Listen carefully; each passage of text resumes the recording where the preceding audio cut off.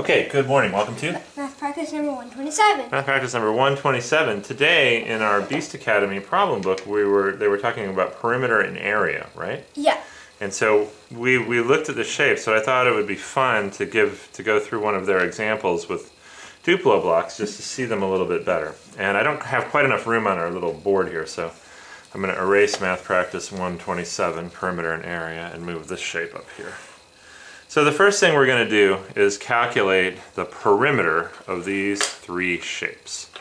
Okay, now can you remind me what perimeter means? It's the distance around the outside of a shape. It's the distance around the outside of a shape, and what we're going to pretend for purposes of this video is each of these Duplo squares has a side length of 1.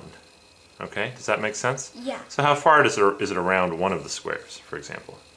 Well, it's 4. It would be 4 around one of the squares. Okay, so would you mark off all the sides and count the perimeter? Tell me the perimeter of the blue object. Well, this side is 1. 1. Also 2. Okay. 3, 4, 5, 6, 7, 8, 9, 10, 11, 12, 13, 14, 15, and 16. Very good. So the blue rectangle that we made out of Duplo blocks has a perimeter of? 16. Very good. Which one would you like to find the perimeter of next? The red one? Okay. The red one. Kind of fell apart a little bit, but that's all right. What is the perimeter of the red object? Well, it's 1, 2, 3, 4, 5, 6, 7, 8, 9, 10, 11, 12, 13, 14, 15, 16. Very good, 16. And what you did on the second one I think is probably a little bit easier. On the first one you said this side and then this side and then you did the other two sides, but sometimes it's easier just to go walking around it like you're a little, I don't know, like a little, what, elf walking around this shape? You can pretend it's your little elf castle. Yeah? Yeah. Okay, now finally, what's the perimeter of the yellow object? Well, it's 1, 2, 3, 4, 5, 6, 7, 8, 9, 10, 11, 12, 13, 14, 15, 16. Hey! All of them were the same. The perimeters of all three of these objects, all were 16. They all were 16. Yeah, very good. Very good. All of the objects had a perimeter equal to 16.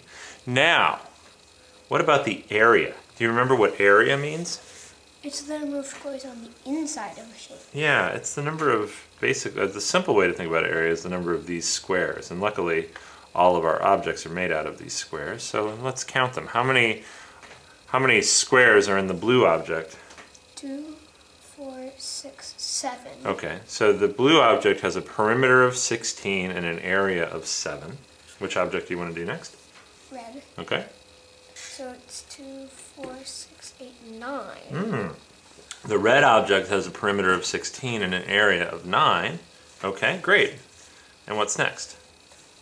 Well, this one, which is 1, 2, 3, 4. And by 1, 2, 3, 4, which is 4 times 4, which is 16. 16. Ooh, wow, the yellow object has an area of 16. So it has for the perimeter of 16, it also has an area of 16. That's pretty interesting. And what they're trying to talk about in this section is finding the biggest area for something with a given perimeter. And the biggest area is a square. So if I had everything that had a perimeter of, say, 20 instead of 12 that we did here, what's 20 divided by 4? Do you know? Well, it's 5. 5. So a 5 by 5 square. Right, a 5 by 5 square has the biggest area for a given perimeter. That's interesting. That, of course, is true for our Duplo block shapes. Yeah. It'll be interesting to find out if there's a way to even make it bigger if we move away from Duplo blocks. But that's what this section is about, finding the biggest area. That makes sense? Yep. Think you'll be able to do the problems now? Yeah. Okay, high five. Good job, sweetie.